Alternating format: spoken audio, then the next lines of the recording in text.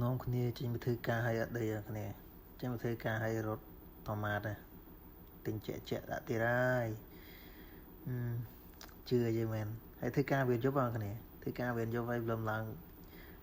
ចូលម៉ោង8ចេញម៉ោង8ព្រឹកអត់ចូលងុយទឹកដេកទេចូលម៉ាតសិនគ្នាជឿយីមែន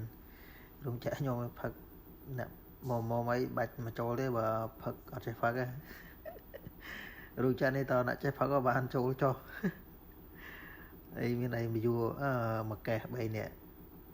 អីខ្ញុំមិនមានស្អីតាគេហៅមកហើយទៅហើយតោងឲ្យក្រោយគេហ្នឹងជឿអីមែនឥឡូវមកទៅគ្នាហើយសាច់ខ្លាមនៅក្រោមឡាយស្រាដបទេណាខាដបបងគ្នាដាក់តាមមកកេះនឹង3នាក់ឡប់ទាំងតងាយបានចូលធ្វើការវិញជឿអីមែនចេញធ្វើការមកនំនេះដេកទេ